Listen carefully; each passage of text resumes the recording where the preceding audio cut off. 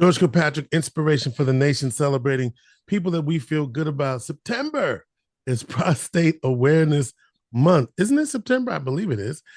Um, It is. yes. And so we wanted to get you some information that's going to help you with our partners from Syracuse Community Health. We're going to spend some time talking about prostate health and men's health with Matthew Jones, who is a nurse practitioner at Syracuse Community Health. Welcome to the program, Matt. Oh, thanks, George. Thanks for having me on tonight. Let's start with your journey. What made you passionate about men's health and prostate cancer awareness? Yeah, absolutely. So my background is actually I was specialized in urology and men's health when I had graduated, and actually I have a family history of prostate cancer. So I started to become quite comfortable in this disease space. So prostate cancer awareness, talking about for guys low T and how do we manage men's health and what are some of the risk factors associated, of having low testosterone potentially in the men's health world, or also, the area where guys don't want to talk about ED. Right. And these are areas that some patients, they don't feel comfortable talking about. So I hope to bring some light into that. And that's what kind of wants to kind of hone in on what we're doing here as well at Syracuse Community Health. You said that you had a personal family Yeah. experience, a personal family history that really opened your eyes. Say more about that if you can. Yeah, absolutely. Yeah. So my grandfather has a history of prostate cancer, underwent radiation therapy for prostate cancer. And the thing is that patients don't realize this, but it's what we call the silent, we'll hear about hypertension as a silent killer, but really sometimes there's no signs, and really patients aren't being screened with getting a blood draw, a PSA, or prostate specific antigen, or also digital rectal exams, which is part of an exam to evaluate for any nodules on the prostate as part of screening. So this is something that we could see disease processes where prostate cancer goes to the bone and the lymph nodes in the human body, and people end up with what they call metastatic cancer, and that is a term that many people are quite feared of. And so, this is something that is near and dear to me, and happy to have the discussion about it. Yeah, Matt, and you said it because this idea of let's talk about the digital rectal exam because Yeah. for a lot of folks, some physicians are saying that that's optional, and I was at something recently where the physicians and the health providers was like, no, you make sure that you're even though men are not comfortable with it, you make sure that your PCP primary care physician performs that because the PSA test alone is not necessarily all that it can be. Say more about that. Yeah, absolutely. So, for guys, what we call a falsely elevated PSA, the fear is, are we going to end up having to get that MRI of the prostate, have to get that biopsy where they do fine needle and they take samples?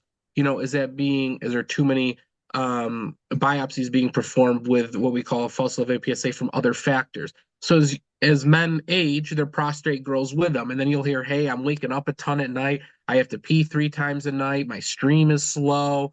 I'm not emptying my bladder. I got to go. And about 15 minutes later, I got to go again."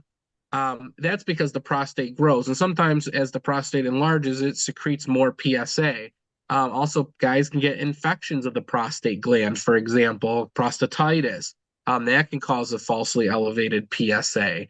Also, if they get a draw intercourse 72 hours before, if they do a lot of exercise or biking, stationary biking, that can cause a falsely elevated PSA. Driving heavy machinery, construction guys, for example, vibratory sensation to that pelvis, up and down in a truck, for example, can cause for a falsely elevated PSA as well. So it's important because the PSA is only a driving factor. And when we look at what the guidelines, when we say, okay, a PSA from 0 to 4, well, that's normal. we have to look at it by, when we do, yearly screening, for example, you'll see that if somebody's PSA was zero point 0.4 and then, in a year and you see them back and the PSA is now 3, that's pretty alarming, right? Because you look at the interval or the PSA velocity. So, there's many factors that go into it, but a rectal exam as well should always be offered to a patient. And patients, if they decline, at minimum, PSA and discussing the risks associated.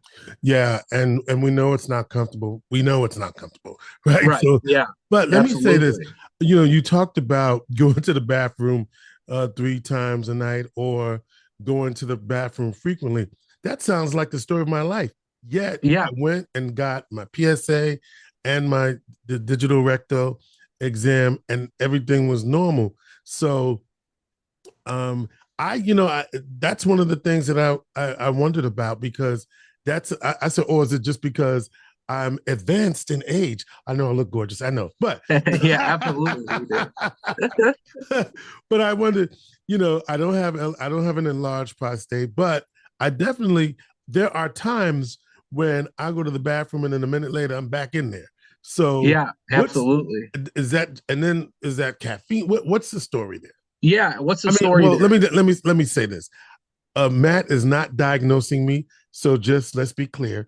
Yeah, I'm offering absolutely. him an example, and he's offering me some considerations. Okay, let me get Yeah, of course. that. Yep. So, when somebody who has benign prostatic hyperplasia, or BPH, is the other term that you'll hear, and sometimes you also hear BPH with LUTS, Hmm. LUTS, right? Right, Lower right, urinary tract symptoms. right, right. That's the urgency, the frequency, the incomplete emptying.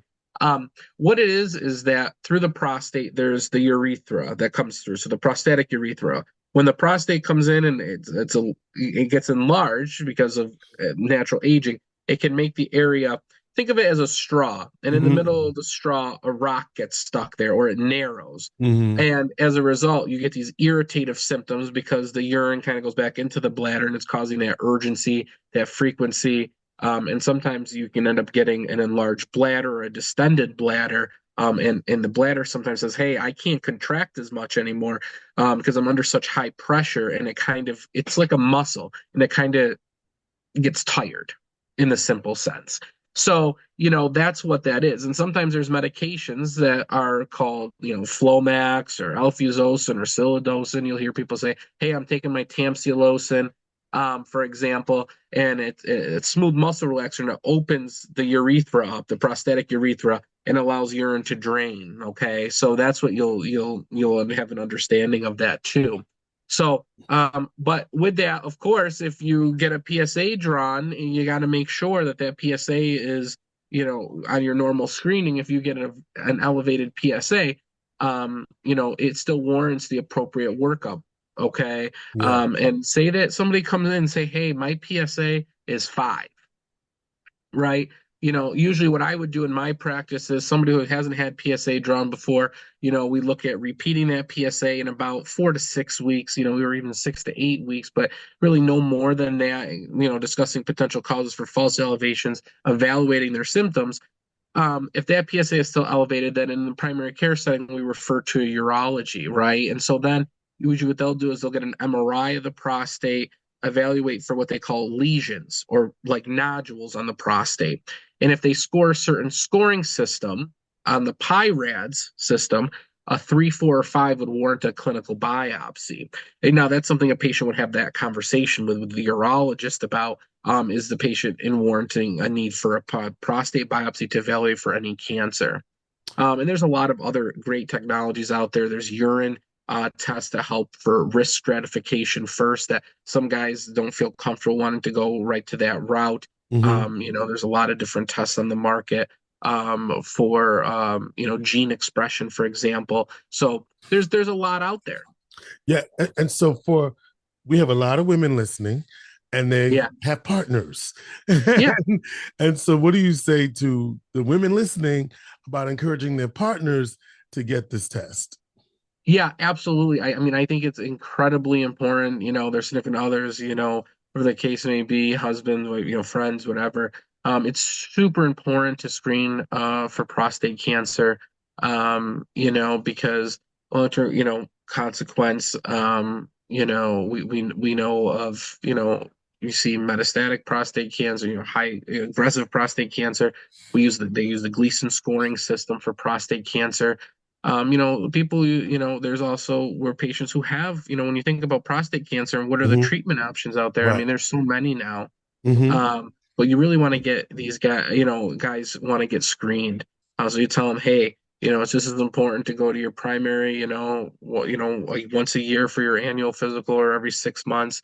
Just as important to get your prostate cancer screening done. Just as if, women get mammograms and, Right. I strongly encourage obviously breast cancer awareness and pap smear, cervical cancer screening and our patients who, the smoking history, low dose lung CTs. These are preventative measures that we look at right when we do screening.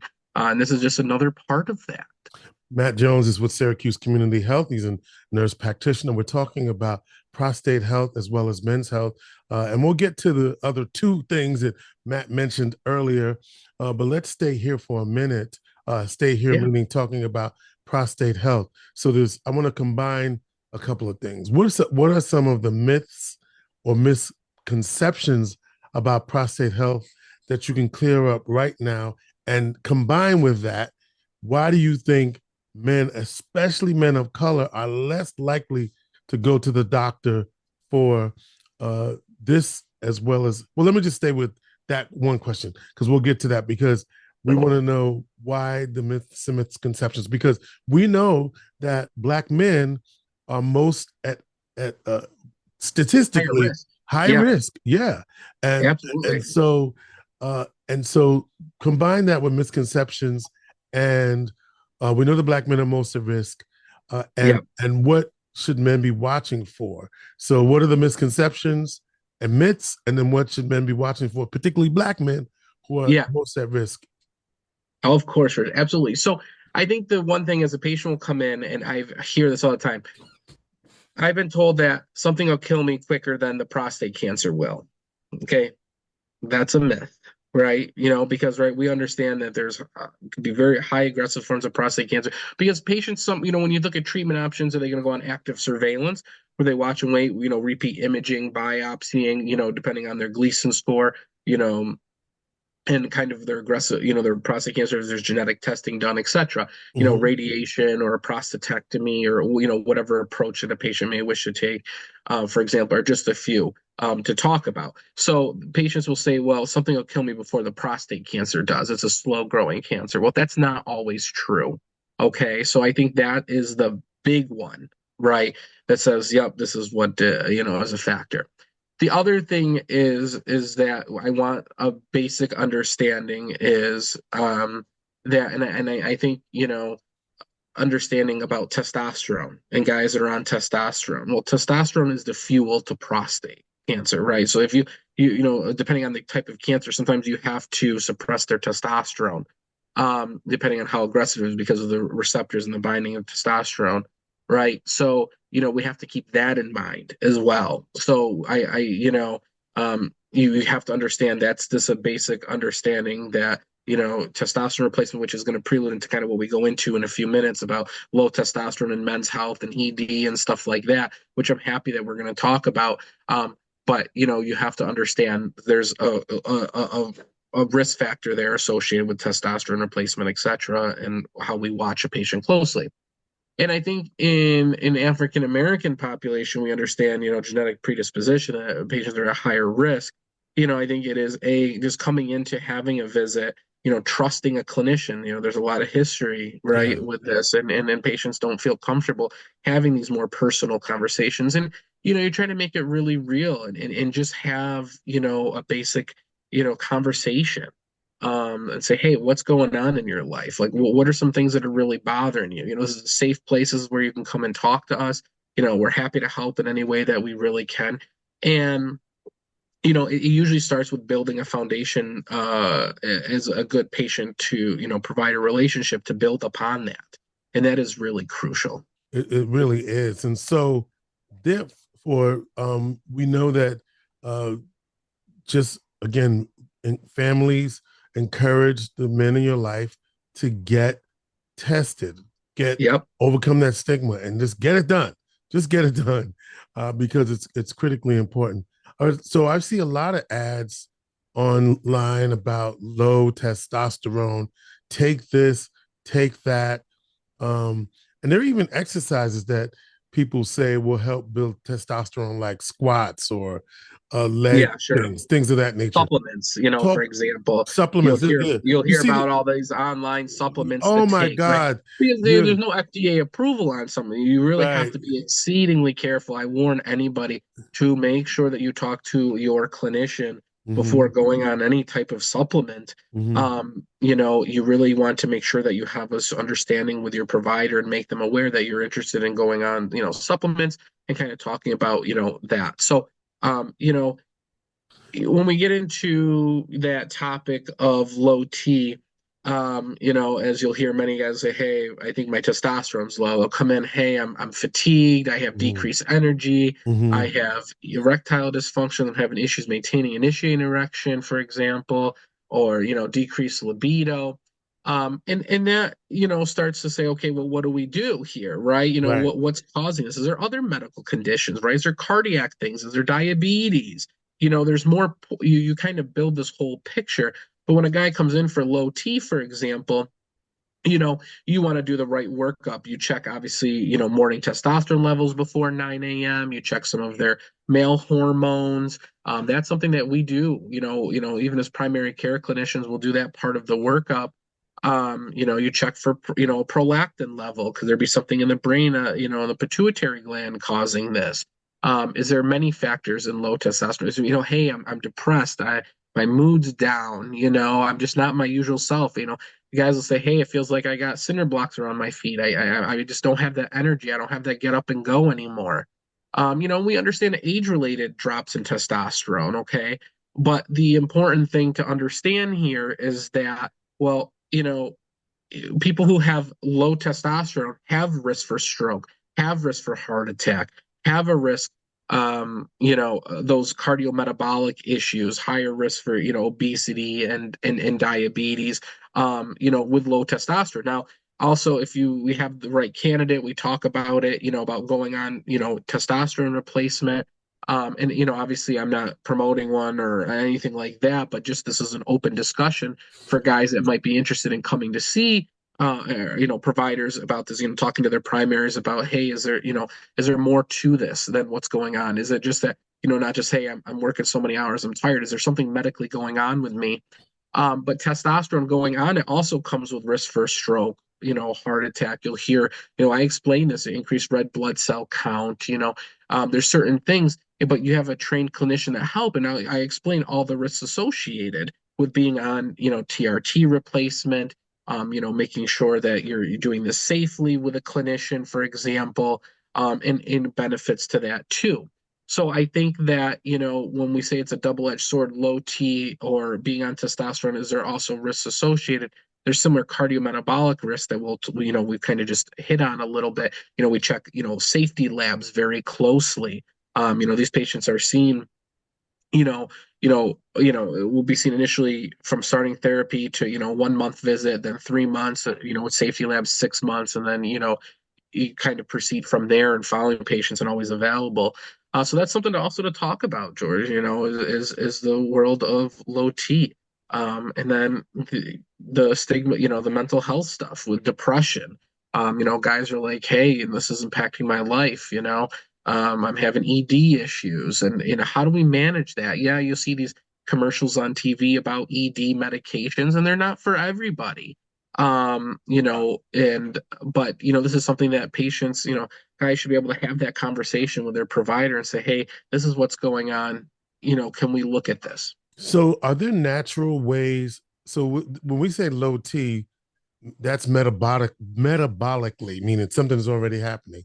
But are Yeah, there natural ways without to raise supplements? one's testosterone. Right. Because I used to work with someone who said, hey, if you do some squats, if you do leg, any kind of bottom heavy exercises are ways to boost testosterone. True? Yeah, so I think there are, I'll touch on a few things. I think that for guys, who may be obese, for example, right? Have been more weight on, losing weight in itself, right? So is a big deal. That plays a factor into the picture.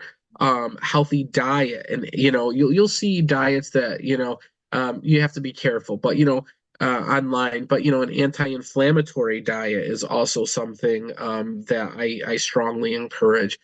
There's some benefits that I have seen with eating on an Mediterranean diet, everybody talks about that. everybody talks about Mediterranean diets, that type of thing.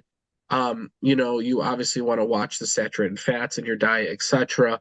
But I think there are really natural ways of, hey, do I maintain a healthy, balanced diet, weight loss? Do those play?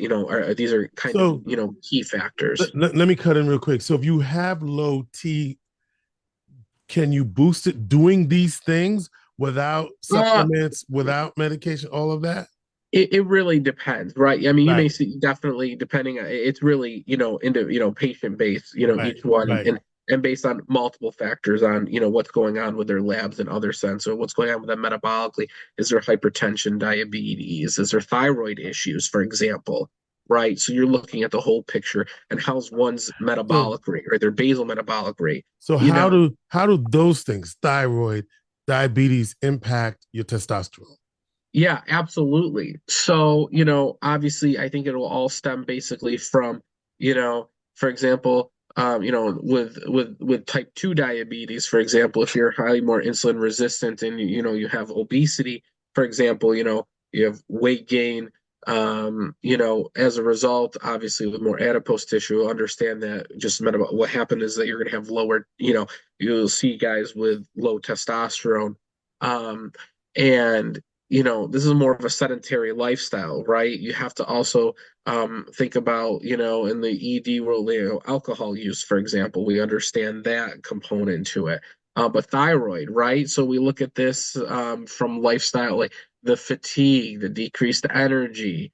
The system's kind of slowed down if you're hypothyroid, for Mm-hmm. example.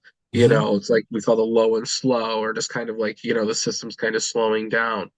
Um, and as a result of that, you'll see patients say, my thyroid, oh, I'm putting weight on uncontrollably. I can, eat a salad and I'll put 10 pounds on. This is just an example, right? Right, right, right, right. That's and so you'll see that it's really based on what happens with one's metabolism also is a key component to this, So, as well. and I didn't mean to cut you off. Finish your thought, but also we're close to the end of the segment. I wanted to get in ED, erectile dysfunction, as part of this conversation as well. Yeah, Because absolutely. So I know it's in what do you call it? It's connected. it's connected. Yeah, absolutely. With low T, for example. So yeah, we'll talk a little bit, and coming into this, for example, with diabetes, for example, you'll see somebody, there's vascular damage to the vessels. So, guys with erectile dysfunction, if they're diabetic, there could be, damage to those blood vessels. And as a result, are, have impotence, have difficulty with maintaining an erection or initiating an erection. You will also see that type of situation. So erectile dysfunction, you know, it really is just having that conversation. Hey, what's going on? In urology world, there's you'll see somebody that will do what they call shim scores to evaluate the degree of erectile dysfunction. Answering a questionnaire, for example, is one way. And to kind of understand what's going on. And if, the patient rather just answer a question than really talk about it, that can give us a gauge. There's medications, you'll hear people talk about the Viagra, the little blue pill, or the sildenafil, which is the generic, or Cialis, and these meds. But you got to make sure cardiac wise, okay, yeah, can't be on nitroglycerin, for example, no major cardiac history, hypertension. They come with side effects. But Mm-hmm. really for the men's health world, these are conversations that we could always, you should always be able to entertain that with your clinician. Say, hey, this is what's going on.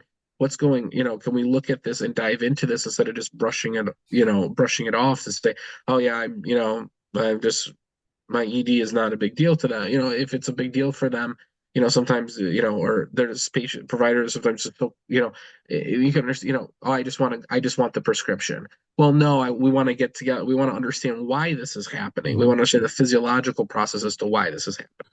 Yeah, and you see a lot of people who are not having problems getting those pills as well, just because. Yeah. But that's a Yeah. whole other thing. Yeah. It's a whole All right, nother discussion. listen, the last thing I'll say is what let me say this. Here's my little pitch, right? So for those watching or listening, whether it's in your faith community, whether it's in the barbershop after hours, or whether it's in your community groups, let's create safe spaces for men to have these conversations with Yeah, one another. absolutely. And then secondly, get screened. And Matt, they can do that among one of the groups, your organization is one facility that does that. Yeah, absolutely. And always, one thing I want to also just kind of bring this home is, talk to your bros, your friends, talk to the guy next to you at the barber shop, getting their hair. You can, build community, in your churches as well. Hey, let's have these topics. Let's talk about screening. Let's talk about men's health. Let's break that stigma that we don't talk about men's health as much. Because obviously it's these are common issues. And happy to have these conversations at the always available at the health center, or talk to your primary cares or whoever you see normally. We're really happy to work with our patients and really get to know them. So always available too. Segment brought to you in partnership with Syracuse Community Health. They're located 930 South Salina Street, 315-476-7921. Matthew Jones is a family nurse practitioner at Syracuse Community Health. Matt, thank you for sharing your time. And last message, get screened and let's talk about it. Because this month, September, is Prostate Awareness Month. George Kilpatrick, Inspiration for the Nation. Thank you again, Matt. Thank you.